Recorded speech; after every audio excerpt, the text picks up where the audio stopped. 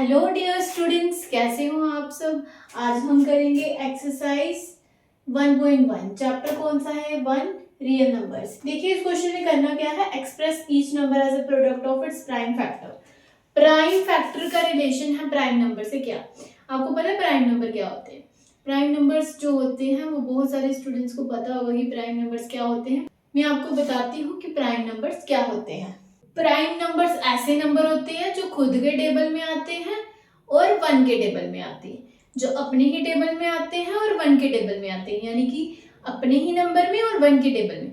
जैसे 2, 3। जो 2 है, देखिए ध्यान से सुनिए, जो 2 है वो अपने ही टेबल में आता है, यानी कि 2 1 से 2, तो वो 2 के आता है और 1 के आता है।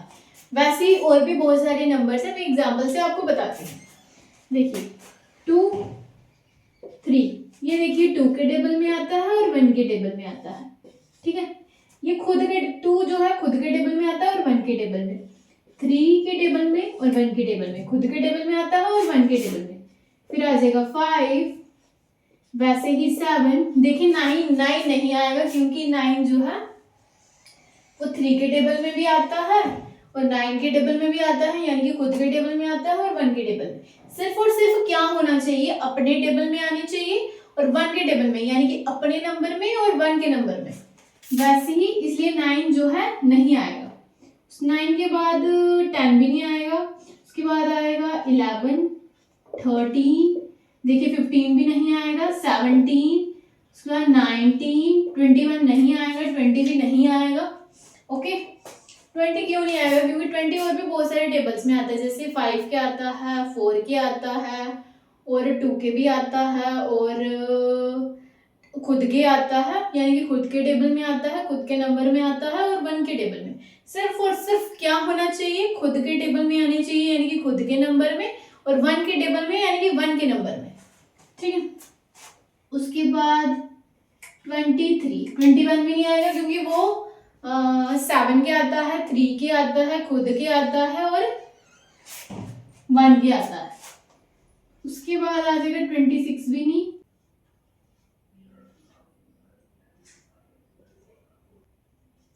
उसके बाद आएगा 31 और भी बहुत सारे नंबर्स इसमें आते हैं। ओके, तो इसके हमें as a product of its prime factor, तो प्राइम नंबर हमें यूज करना है जिससे हम पहले इसके प्राइम फैक्टर निकालेंगे, यानी कि उसमें हमने सिर्फ और सिर्फ प्राइम नंबर्स का ही यूज करना है।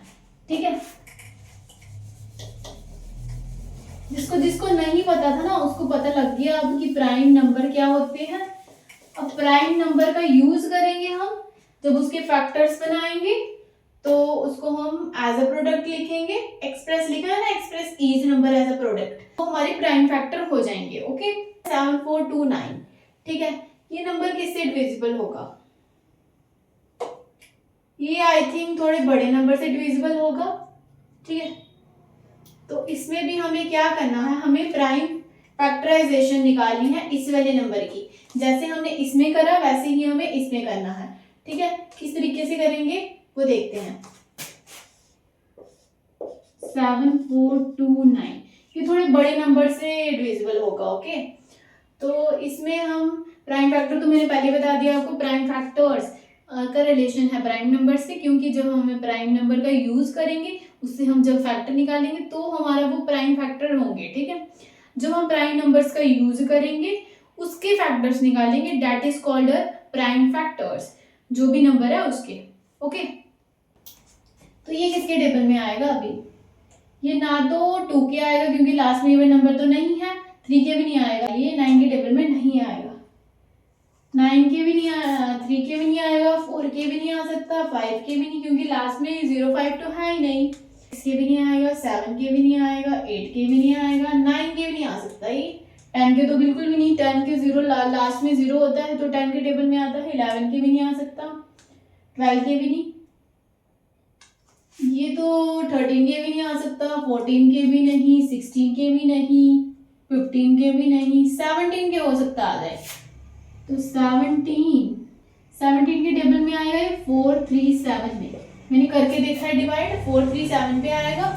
उसके बाद ये 437 जो है वो 19 के टेबल में आएगा, 23 पे, 19 2 होता है 38, उसके बाद ये 3 पे आ गया, उसके बाद 23 से 1 जा, क्योंकि 23 जो है वो किसी के टेबल में भी नहीं आता है, वो भी एक प्राइम नंबर है जो कि खुद के टेबल में आता है और 1 के टेबल में आता है।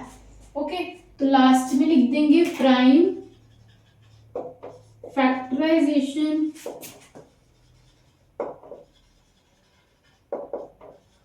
of 7429 equals to 17 into 19 into 23। इसमें थोड़े बड़े नंबर यूज हुए हैं, बट आप कैलकुलेटर से डायरेक्टली इस नंबर को डिवाइड करके देख सकते हैं, फिर डायरेक्टली लिख सकते हैं, क्योंकि इतना टाइम वेस्ट ही करना है। ठीक है, ये तो मैं आपको समझाने के लिए बताती हूँ, लेकिन एग्जाम में आपको इतना टाइम जो है वेस्ट नहीं करना है। डायरेक्टली आप वो करके देखें डिवाइड, आपको पता चल जाएगा कौन से नंबर में ये आएगा। वैसे 2-4 बार अगर प्रैक्टिस भी करो छोटे छोटे नंबर्स का तो पता चल जाता है। प्रैक्टिस भी वो मैंने आपको बता दिया ना कि 2 नंबर का क्या मतलब, पहले बताया मैंने वीडियो में, पहले बताया मैंने ये चीज़ आपको कि 2 के टेबल में कौन सा नंबर आ सकता है जिसके लास्ट में क्या हो, इवन नंबर हो, जैसे कि 0, 2, 4, 6, 8। ओके, ये जो है 2 के नंबर में आएगा, और नंबर्स को ऐड करके पता चलता है। जो अगर नंबर को ऐड करके ऐसे नंबर आता है जो 3 के टेबल में आता है, जैसे हमें बताया कि 3, 6, 9, 12, 15, 21 और उसके बाद है 24। 3 के टेबल तो बहुत आसान है, ये तो सबको आता ही होगा।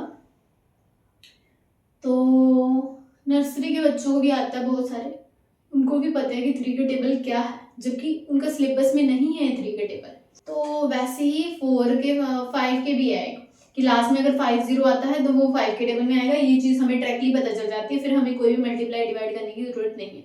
वैसे अगर किसी का मैथ्स जो है अच्छा हो, उसको डिवाइड वगैरह करने की जरूरत नहीं होती, अच्छा रहता है अगर बार बार प्रैक्टिस करो ना तो सबका ही हो जाता है अच्छा। ओके, तो ये इसकी आ जाएगी prime factorisation of 7429 17 into 19 into 13। Okay, as a product of its prime factor बोला था, इसलिए हमने इस तरीके से किया है।